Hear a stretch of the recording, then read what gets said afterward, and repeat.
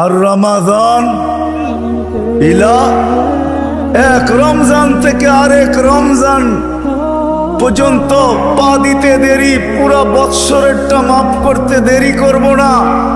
আল্লাহকে যদি বলি তারপরেও যদি কিছু থেকে যায়, তুই মনে হয় ভালো মতে দেখিসই নাই, রহমতের পরেরটাই তো মাগফিরাত 10 দিন, ওটায় পুরা মাপ, কিছু থাকতেই দিব না। আল্লাহকে যদি বলি কিছু তো থাকুন রইল না, ভাবলাম বুঝলাম কিন্তু গাট্টি তো হইল না। গাট্টি বোঝেন? মনে হয় বোঝেন না। কি বুঝছেন? যা কামাইছেন তা খাইছেন, খরচ হয়ে গেছে, কিছু গাট্টি আছে নাকি? হ্যাঁ, কি গাট্টি আছে? মাফ হয়ে গেছে, ঠিক না? গাট্টি তো নাই, রাসে আল্লাহ বলে গাট্টি ভালো তো বাসি, গাট্টির প্রশ্ন চল শেষ 10 দিনে রেখা দিছি লাইলাতুল কদর, এক রাত্র 83 বৎসর 4 মাস, আর কত বড় গাট্টি চাস? বাঁচবি তো 60-70 বৎসর, এর চেয়ে বড় গাট্টি দিয়া করবিটা কি বল? লাইলাতুল কদর আসে না? আসে না? হ্যাঁ, বুঝাইতে পারলাম? এই জন্যই তো আমি বলি শুধু কাগজ কলমে মানুষ হইলে মানুষ হয় না। যদি হইতো তাহলে 2টা চিত্র দেখাইছিলাম যে মা বাবা এত কষ্ট করার পরেও সন্তান কোনোদিন বৃদ্ধাশ্রমে রেখা আসতো না, সন্তান কোনোদিন মা বাবার সাথে বড় বড় চোখ দেখাইতো না, মা বাবার সাথে কোনোদিন চিৎকার দিয়া কথা বলতো না, চোখে চোখ রেখা কোনোদিন বলতো না। যদি কাগজে কলমের মানুষই মানুষ হতো। না না, কাগজ কলমের মানুষ মানুষ হয় না, নিজেকে মানুষের মতো মানুষ বানাইতে হয়, মানুষের মতো মানুষ বানাইতে হয়। এই জন্যই প্রত্যেক ব্যক্তি নিজেকে মানুষের মতো মানুষ বানাইতে পারে। আপনি বলবেন 100টা দিয়া কি করে বানাবো, সুযোগই বা কোথায়? এই জন্যই মনে হয় আল্লাহ ভালোবাসার বশীভূত হয়ে ভালোবাসায়, এটাও ভালোবাসার নিদর্শন। আল্লাহ ভালোবাসা বলতেছে 100টা দ্বারা তুই মানুষ হইতে পারবি না। হায় হায়, ভালো যখন বাইসাই ফেললাম তাহলে 100টা আর তোর থেকে রাখবো তো রাখবো কেন?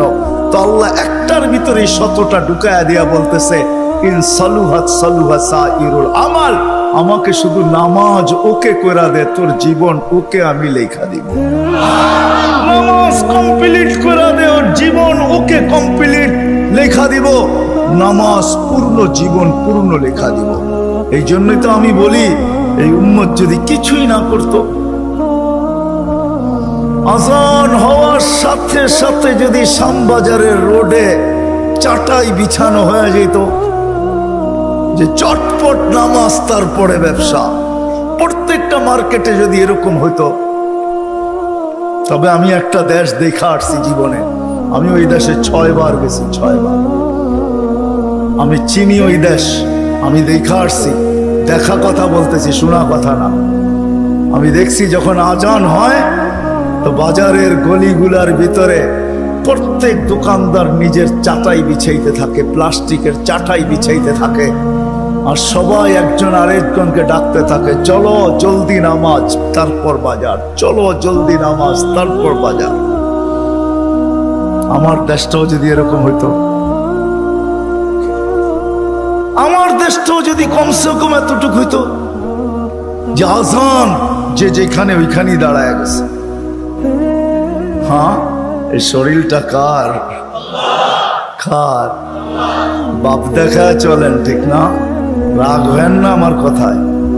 বাপ দেখা বলেন ডিউটি করি, ডিউটি, ঠিক না? আমি যদি প্রশ্ন করি একজন ওইখানে জবাব দেওয়ার মতো নাই। প্রতি মাসে যাই কামাই, কার দেহটা দিয়া কামান? হায়াতটা কে দিছে? দেহটা কে দিছে? সুস্থতা কে দিছে? পূর্ণতা কে দিছে? কামানের মতো যোগ্যতা আপনার ভিতরে কে দিছে? একজন এই পুরা এলাকায় নাই। ঢাকা শহরে পাওয়া যাবে কিনা যে মাসের শেষে যা কামায়, 5000 কামাক আর 500 কামাক, 100 টাকা হাতে নিয়ে উঁচা করে বলে মালিক তোর দেওয়া দেহটা দিয়া কামাইলাম, এই 100 টাকা তোকে দিলাম, নিয়ে নে। একজন ওইখানে নেই, কাঠটা দিয়া কামান। যুবক, মোটর সাইকেলে বসলে তোমাদের বাবুই ভিন্ন হয়ে যায়, ঠিক না? কার দেওয়া যৌবনটা দিয়া? বলো, রাগ হয়ে গেল? কার দেওয়া যৌবন? আর পিছনে যদি কেউ বসা থাকে তাইলে তো কোনো কথাই নেই, ফুল চার্জ, ঠিক না? কার দেওয়া যৌবন দিয়া? আসো আজকে তওবা করি। করবেন? চলেন দেখি তওবা করি। আল্লাহ কিন্তু তওবাকারীকে তওবা করতে দেরি, মাফ করতে দেরি করে না। এখন আল্লাহ প্রথম আকাশে 100% আর ডাক দিতেছেন, কে মাপ চাস, আমি মাফ করবো। চলেন হাত উঠায় পিছনের জন্য তওবা করি। আল্লাহ আমি তওবা করলাম। দিলের থেকে বলেন আল্লাহ তওবা। আল্লাহ কবুল করেন। যদি দিলের থেকে করে থাকতে পারেন, রব্বে কাবার কসম, গুনাহ পিছনেরটা মাফ। আজকের থেকে ওয়াদা করেন, একটাই যথেষ্ট। তাইলেই মনে করবে এই মাহফিল সার্থক।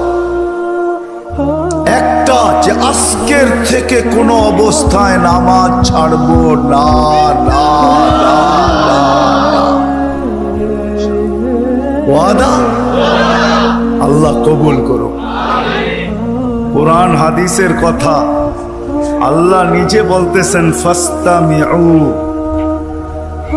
দিলের কান দিয়া শোনো, ওয়ানসিতু, চুপচাপ শোনো।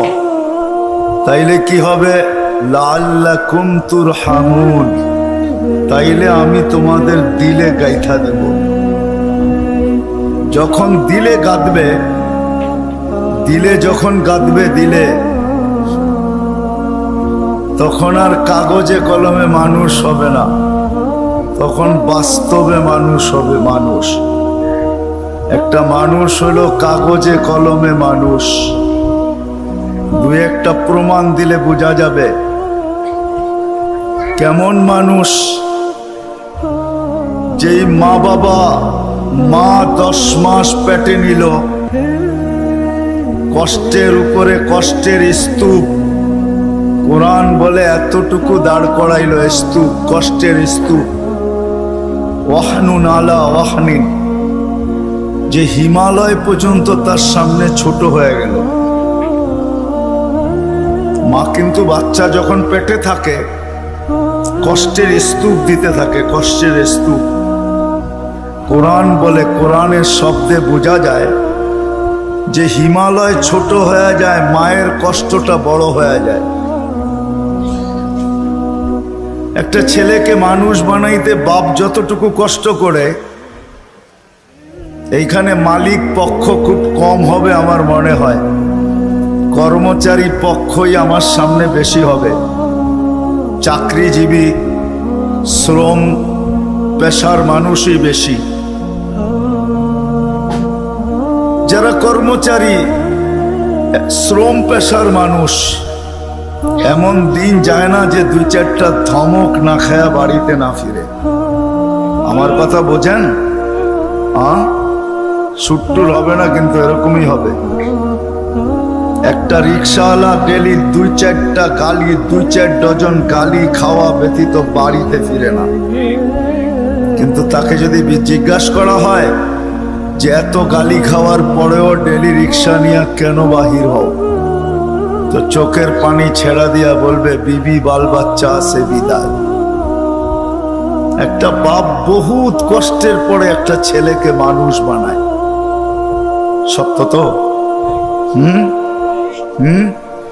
কেমন মানুষ যে মা 10 মাস পেটে রেখা কষ্টের স্তূপ জমাইতে জমাইতে হিমালয়ের চেয়ে বড় করে দিল।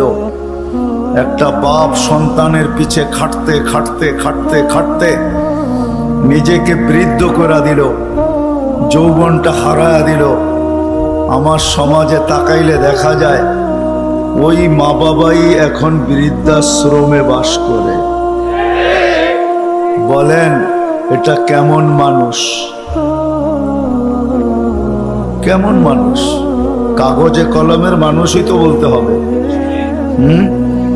কাগজে কলমের মানুষ যদি না হইতো তাইলে তো ইমাম শাফি রহমতুল্লাহ আলাইহির মতোই হইতো।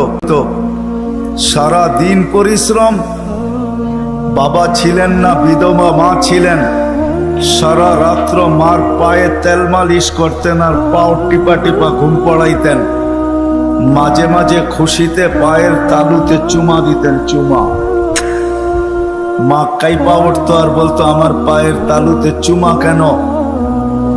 তো বলছে, তোমার পায়ের তালুতে চুমা দেই না, আমি তো আমার জান্নাতে চুমা দিয়া স্বাদ নিতেছি, স্বাদ।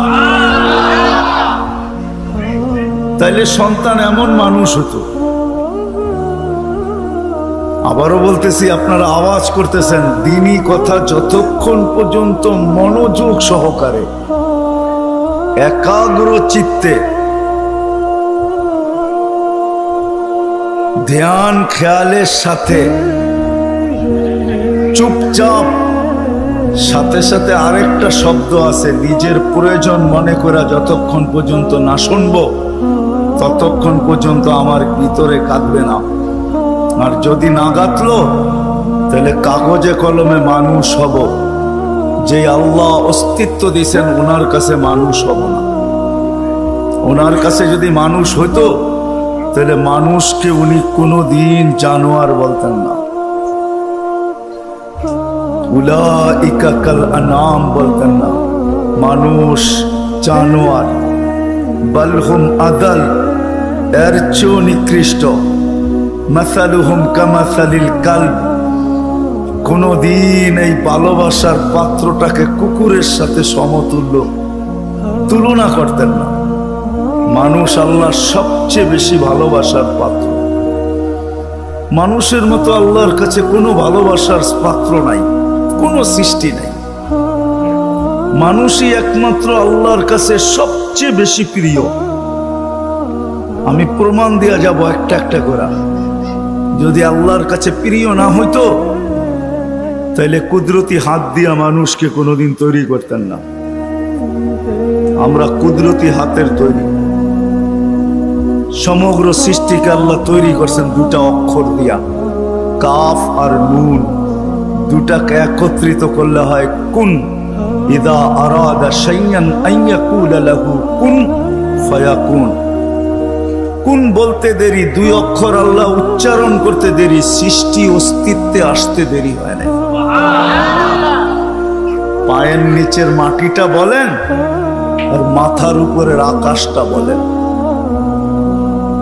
দুই অক্ষরে তৈরি। জিবরিল আলাইহিস সালাম বলেন আর যে কোনো ফেরেশতা বলেন, দুই অক্ষরে তৈরি। আপনাকে আমাকে কুদরতি হাত দিয়া তৈরি করছেন, কুদরতি হাত। কেননা ভালোবাসার পাত্র। শুধু কুদরতি হাত দিয়ে তৈরি করেন নাই, হায় হায়, সমগ্র সৃষ্টি তৈরি করতে সময় নিছেন মাত্র 6 দিন। সিত্তা ইয়াম, 6 দিনে কমপ্লিট সমগ্র সৃষ্টি। এটার ভিতরে আল্লাহর কুরসিও আছে, আল্লাহর আরশও আছে। 6 দিনে কমপ্লিট। আর আপনাকে আমাকে অস্তিত্ব দিতে 10 মাস সময় নিছেন, 10 মাস। কয়দিন ছিলেন মার পেটে? বুঝে আসে? 10 মাস। প্রিয় পাত্র আপনি আর আমি আল্লাহর কাছে। মানুষ হিসাবে একদিকে প্রিয় পাত্র, উম্মত হিসাবে আরেকটু বেশি প্রিয় পাত্র। উম্মত চিনেন? আমরা কার উম্মত? মুহাম্মদুর রাসূলুল্লাহ সাল্লাল্লাহু আলাইহি ওয়াসাল্লামের উম্মত। উম্মত হিসাবে আমরা আরেকটু বেশি প্রিয় পাত্র। এই জন্য সমস্ত মানুষের উপরে, সমগ্র মানব জাতির উপরে হাত লাগছে আল্লাহর কুদরতি হাত একবার। আমরা একটু বেশি প্রিয় পাত্র, এই জন্য আমাদের উপরে লাগছে 3 বার। কয়বার? একবার সৃষ্টি লগ্নে লাগছে একবার, দ্বিতীয় বাছাই পর্বে লাগছে আরেকবার। বাছাই পর্ব বোঝেন? আপনি সদিচ্ছায় উম্মতে মুহাম্মদী হয়ে আসেন না, আপনাকে বাছাই করে নিয়ে আসছেন। হুয়াজতাবাকুম, কোরআন বলে জাহিদু ফিল্লাহি হাক্কা জিহাদি, হুয়াজতাবাকুম। আমার কথা ও বুঝবে যে যত বেশি ধ্যান দিবে, আশা রাখি বুঝে আসবে, আর নাইলে বুঝে আসবে না, মাথার উপর দিয়ে চলে যাবে। কেননা সুর তো আমার নাই, এরকমই কথা হবে। দ্বিতীয়বার হাত লাগছে, বাছাই পড়বে। হুয়াজতাবাকুম ওমা জাআলা আলাইকুম ফিদ্দীনি মিন হারাজ। আল্লাহ বলে উম্মতে মুহাম্মাদি, দ্বিতীয়বার তোমাদের উপরে আমি কুদরতি হাত লাগাইছি, বাছাই পড়বে।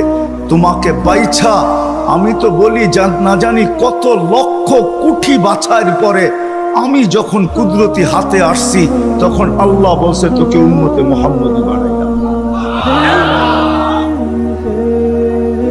দ্বিতীয় বাছাই পড়বে, তৃতীয় আল্লাহ আমাদের উপরে লেবেল লাগায় দিচ্ছেন। লেবেল, কোম্পানির লেবেল আছে মাম, আল্লাহ আমাদের উপরে লেবেল লাগাইছেন। তৃতীয় কুনতুম খায়রা উম্মাহ, আমাদের সবার গায়ে লেবেল লাগানো আছে, তোমরা সর্বশ্রেষ্ঠ উম্মাহ। ভালোবাসার বিকাশ। মানুষ যদি কাগজে কলমে মানুষ হইলেই মানুষ হইতো, তাহলে ভালোবাসার পাত্রটাকে কোনো দিন জানোয়ার বলতেন না, যাকে তিনবার কুদরতি হাতের ছোঁয়া দিলেন, অস্তিত্ব লগ্নে, বাছাই লগ্নে, আবার লেবেলও লাগাইলেন। আরো প্রমাণ দেখাইতেছি, আল্লাহ আমাদেরকে ভালোবাসেন। কতটুকু ভালোবাসেন? ভালোবাসার পাত্র বেশি খাটুক, পরিশ্রম করুক, এটা কেউ চায় না। চান? মনে হয় বুঝাইতে পারি না। ভালোবাসার পাত্র বেশি খাটুক, পরিশ্রম করুক, ক্লান্ত হোক, ঘাম ঝোড়ুক, এটা কেউ চায়? চায়? আল্লাহও চায় না আমরা বেশি খাটি। এই জন্য আমাদেরকে বয়সও কম দিচ্ছেন, 60-70 বছর। আল্লাহ চায় না আমরা বেশি দিন খাটি, বেশি খাইটা ক্লান্ত হই। যারা 900 বৎসর ছিল তাদেরকে 900 বৎসর খাটতে হয়েছে, জিজ্ঞাসা করেন ওলামাদেরকে। যারা 800 ছিল তাদেরকে 800 বৎসর খাটতে হয়েছে, যারা 1000 বৎসর ছিল 1000 বৎসর খাটতে হয়েছে। আল্লাহ বলে উম্মতে মুহাম্মাদি, তোরা আমার প্রিয় পাত্র, তিনবার তোদেরকে কুদরতি হাত লাগাইলাম, আমি কারো উপরে লাগাই নাই, শুধু একবার লাগাইছি। তোরা আমার প্রিয় পাত্র, তোরা বেশি দিন খাটিস এটা আমি চাই না, তোদের ঘাম ঝরুক এটা আমি দেখতে পারবো না, এটা আমি সইতে পারবো না।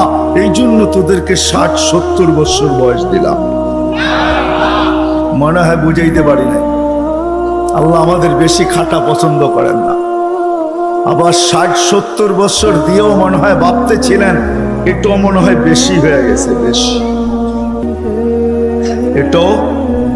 এটাও বেশি।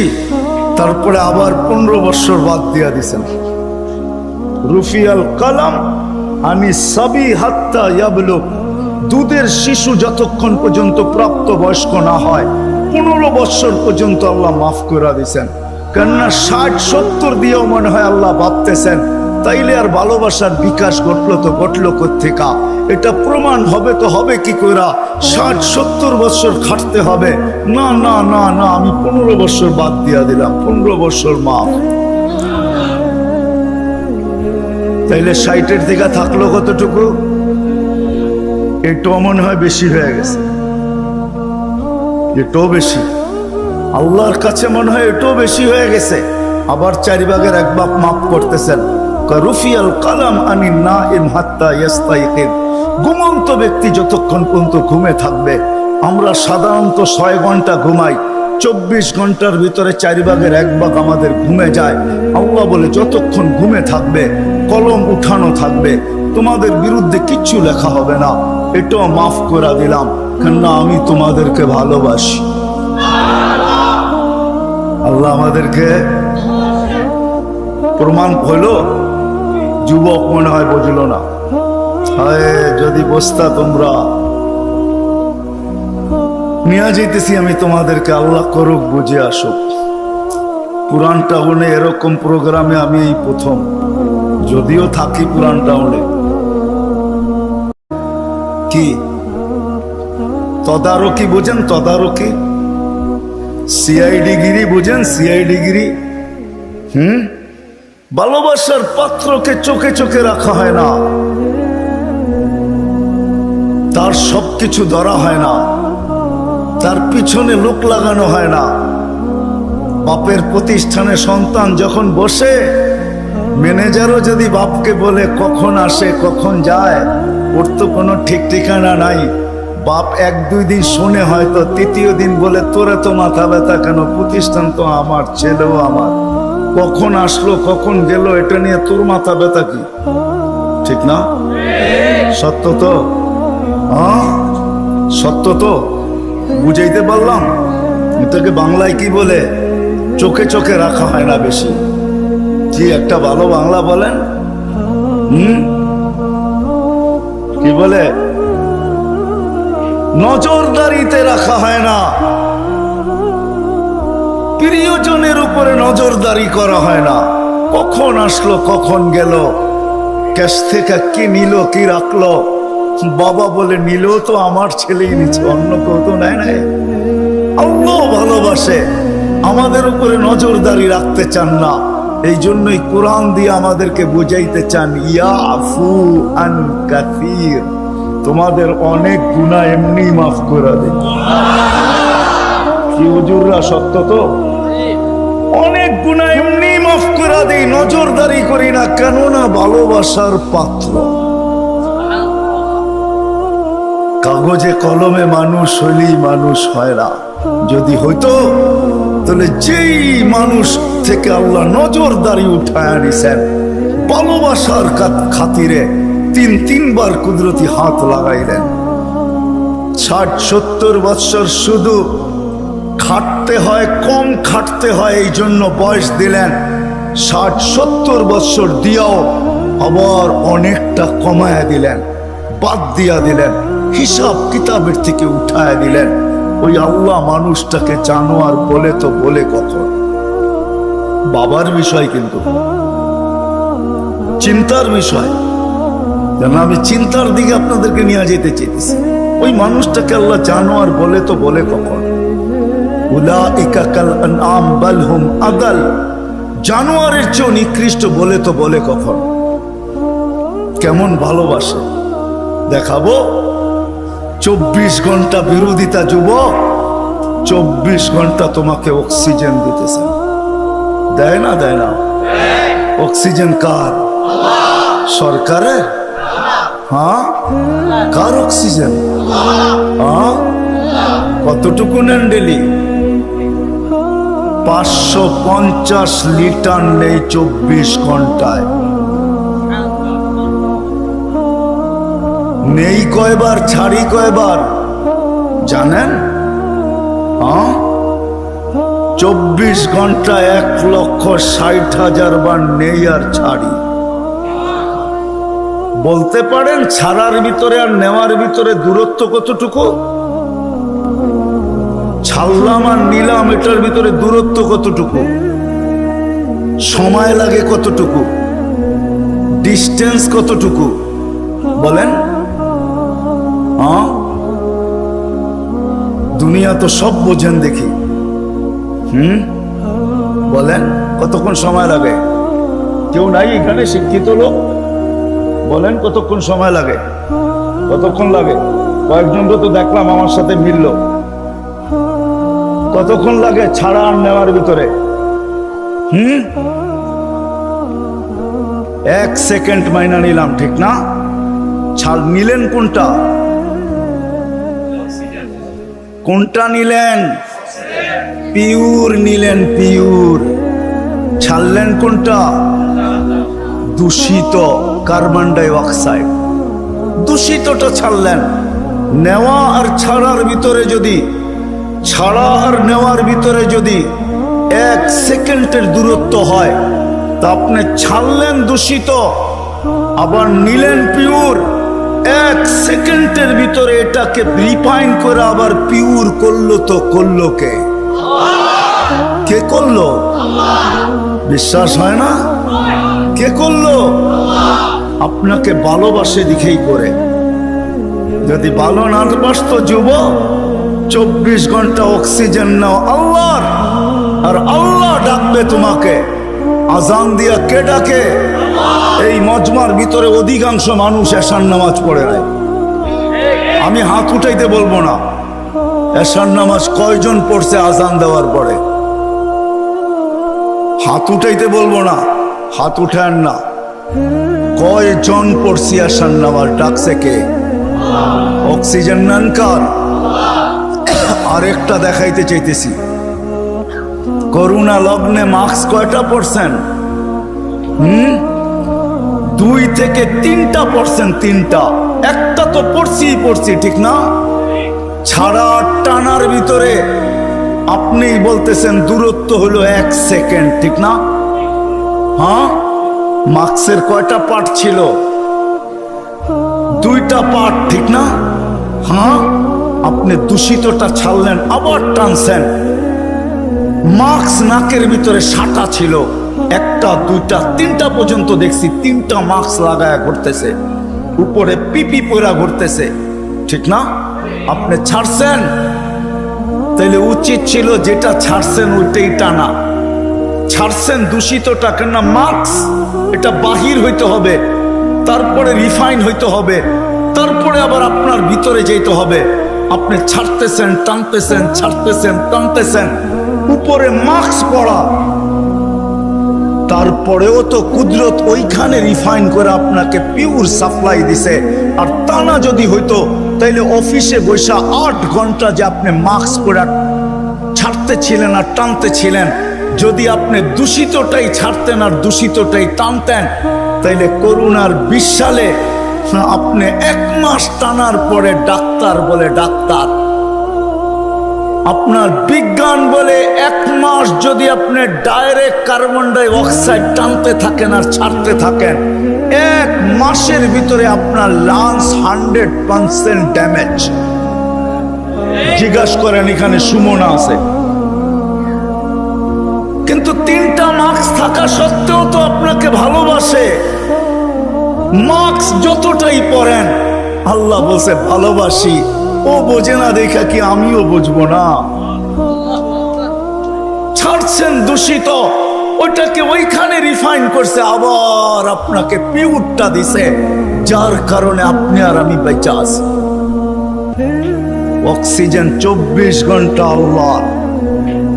কথা লম্বা হবে না, শর্টই হবে। অক্সিজেন 24 ঘন্টা আল্লাহ। আল্লাহ ডাকে, কে ডাকে? 5 বেলা কে ডাকে?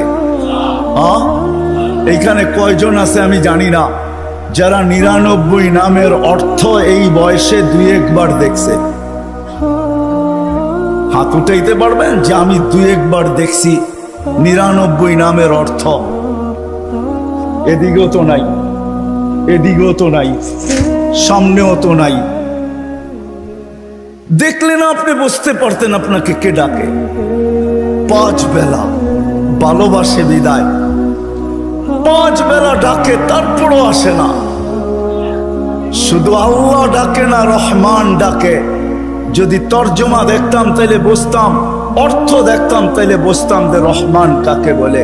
শুধু আল্লাহ ডাকে না, রহমান ডাকে, রহিম ডাকে, মালিক ডাকে, কুদ্দুস ডাকে, সালাম ডাকে, মুমিন ডাকে, মুহাইমিন ডাকে, আজিজ ডাকে, জব্বার ডাকে।